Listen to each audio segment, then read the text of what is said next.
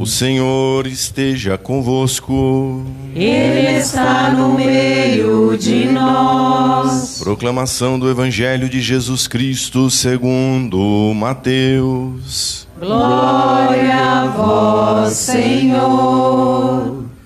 A origem de Jesus Cristo foi assim. Maria, sua mãe, estava prometida em casamento a José, e antes de viverem juntos, ela ficou grávida pela ação do Espírito Santo. José, seu marido, era justo, e não querendo denunciá-la, resolveu abandonar Maria em segredo. Enquanto José pensava nisso, eis que o anjo do Senhor apareceu-lhe em sonho e lhe disse: José, filho de Davi, não tenhas medo de receber Maria como tua esposa, porque ela concebeu pela ação do Espírito Santo. Ela dará à luz um filho, e tu lhe darás o nome de Jesus, pois ele vai salvar o seu povo dos seus pecados. Tudo isso aconteceu para se cumprir o que o Senhor havia dito pelo profeta: eis que a virgem conceberá e dará à luz um filho. Ele será chamado pelo nome de Emanuel, que significa Deus está conosco. Quando acordou, José fez conforme o anjo do Senhor havia mandado e aceitou sua esposa. Palavra da salvação. Glória a vós, Senhor. Podemos nos sentar.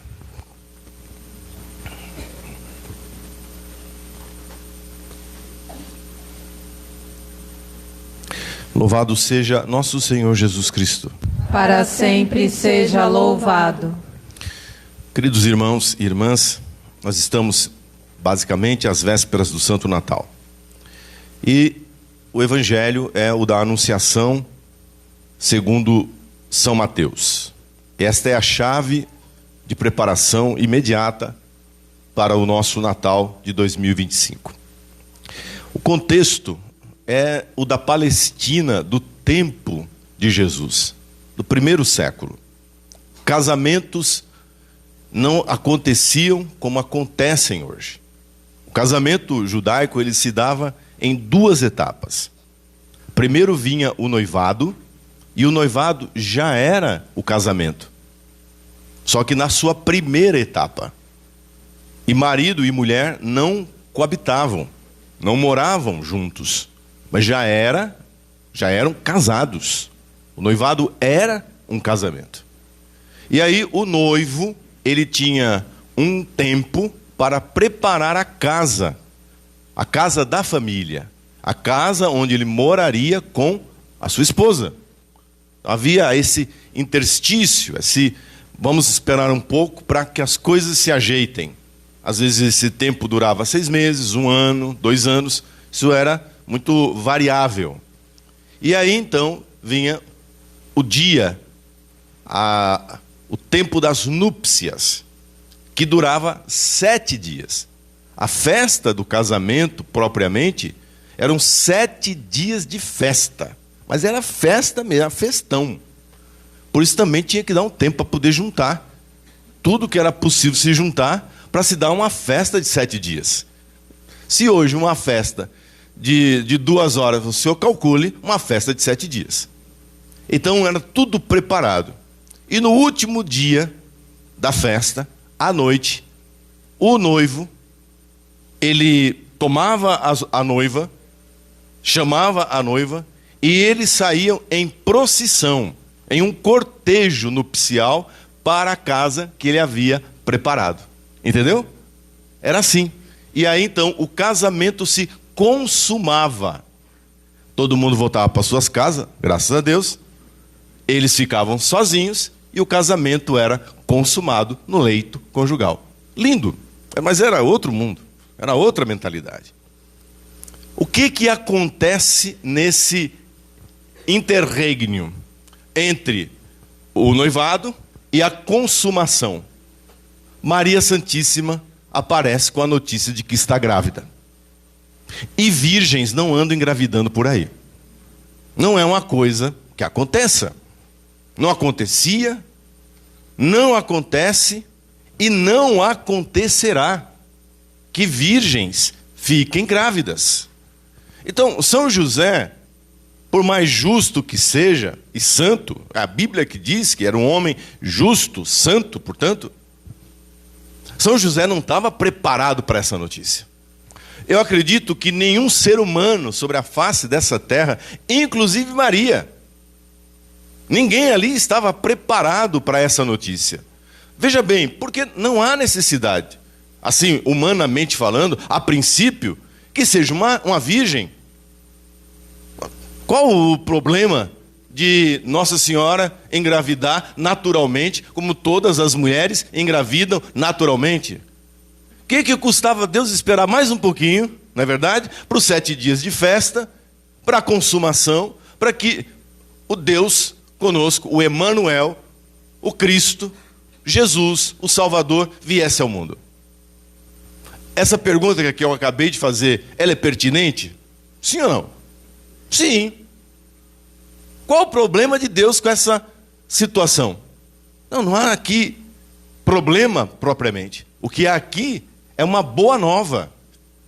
O que há aqui é uma notícia extraordinária, que vai colocar você e eu em um outro âmbito, no âmbito da fé.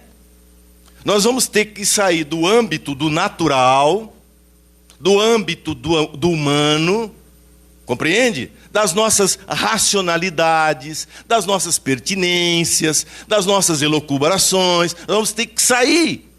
Se você quer viver o Natal, se você quer viver o Evangelho, se você quer viver a palavra de Deus, você vai ter que sair desse mundo estreito no qual você vive, natural e materialista.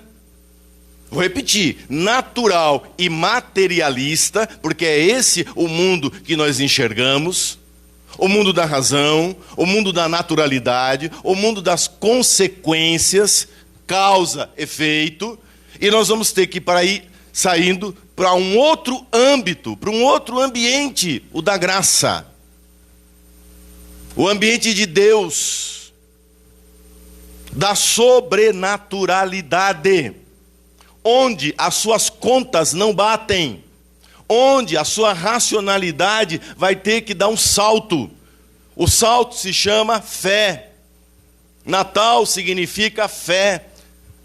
Não, Deus não vai dispensar a sua inteligência. Não, Deus não está tomando você por burro. Deus não está tomando você por ignorante. Deus só está dizendo para você o seguinte: a sua racionalidade, a sua mentalidade, a sua naturalidade não dá conta daquilo que eu sou e daquilo que eu faço. Ou você sai e acolhe essa boa notícia, ou nada feito. Mas veja, a boa notícia muda a vida da pessoa. Essa palavra vai mudar.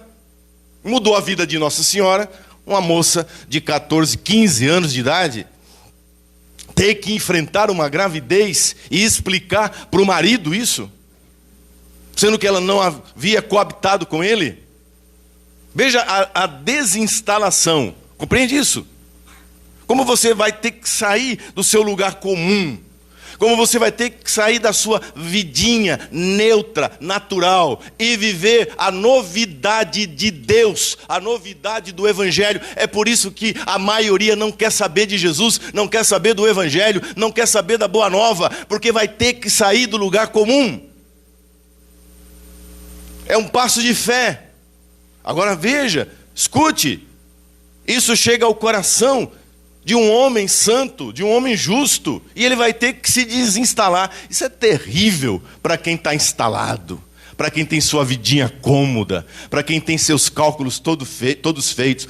Daqui a 6 meses eu termino a casa, aí eu juntei esse dinheirinho aqui para o casamento, vou fazer essa e essas coisas. Compreende isso? E aí Deus vem e bagunça tudo. Deus vem e atrapalhou. Olha só. Então, o Evangelho é isso. Ele vem para atrapalhar os nossos planinhos meramente humanos. Por isso que São Paulo vai dizer na segunda leitura da carta aos Romanos, que essa palavra é para os pagãos e para os judeus. Ou seja, para aqueles que não têm a fé teologal, a fé sobrenatural, a fé do Evangelho, compreende? Nenhum judeu tem a fé do Evangelho. Se tivesse, não seria judeu. Horas. Nenhum pagão tem a fé do Evangelho. Mas tem uma religião. Mas busca Deus. Sim, mas não acolheu a fé do Evangelho. E esta palavra, essa boa nova, é para os judeus e para os pagãos. Judeus e pagãos terão que se converter, terão que sair da caixinha, terão que acolher essa desinstalação, essa reconfiguração do computador mental, no qual você vive, no qual você navega, o qual você está acostumado. São José sai, então, em profundo silêncio. Veja, a humildade de quem tem fé. Não compreendo. É alto demais para minha cabecinha. Então o que eu faço? Eu vou discutir? Eu vou bater boca com Deus? Eu vou ficar contra-argumentando? Porque é isso que o pagão faz. Ele fica aí, eu estou pregando aqui, ele está ali, contra-argumentando. Entendeu? É assim.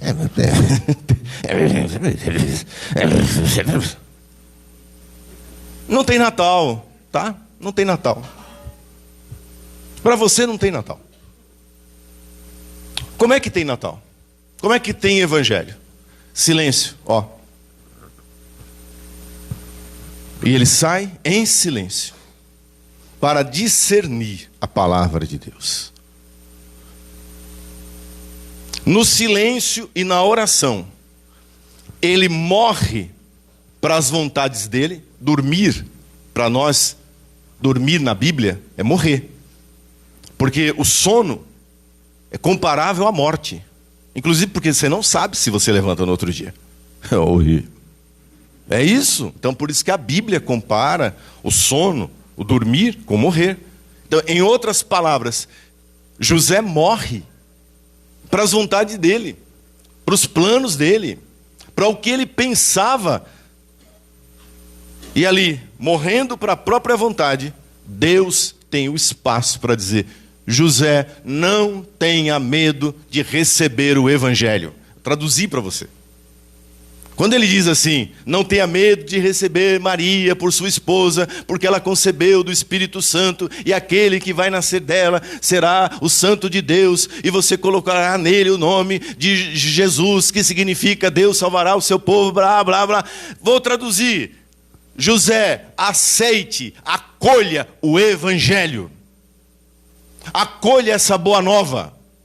Sim, ela desinstala. Sim, ela mexe com você. Sim, ela tira você do seu planinho, dos seus planos naturais. Acolha, aceite.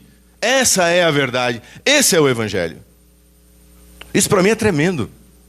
Porque aqui tem uma chave que muda tudo. Você vira e muda tudo.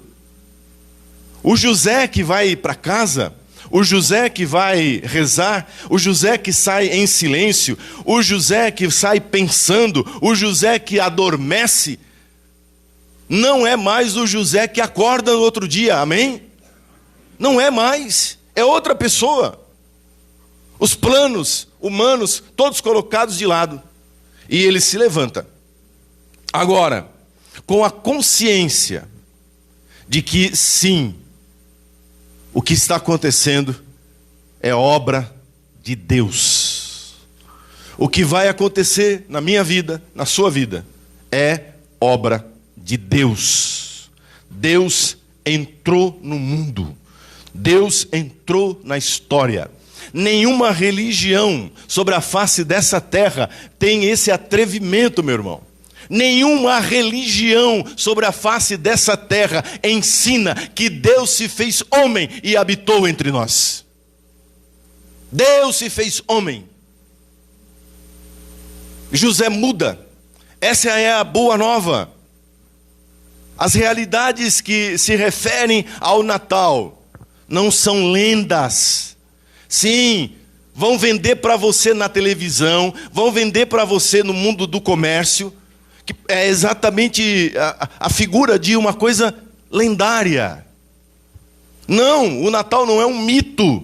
O Natal não é um símbolo. O Natal não são contos de fada. O Natal não é uma historinha para contar para criança, uma historieta para contar para criança, não. Essa é a imagem moderna do Natal, é a imagem que o mundo, quando muito favorável ao Natal, passa. Quando muito favorável. É uma lenda. Isso aqui é uma historinha da carochinha, bonitinha para se contar. Aí monta-se um presépiozinho e conta-se uma lenda. Não! O Natal não é uma lenda, o Natal não é um mito, o Natal não é uma fábula. O Natal é a realidade de que Deus entrou nesse mundo. E se Deus entrou nesse mundo, o que Ele tem para dizer é normativo. O que Ele tem para dizer é definitivo. Porque Ele não é um profeta. Porque Ele não é um fundador de religião. Porque Ele não é um filósofo. Ele não é um cara iluminado. Não, Ele é Deus. Deus que se fez homem. E a prova está nisso. Uma virgem conceberá e dará à luz um filho. Agora você entende? Por que não pode ser natural? Por que a gravidez não pode ser natural? Vocês não imaginam a dor de cabeça que isso deu para a igreja. Vocês não fazem ideia.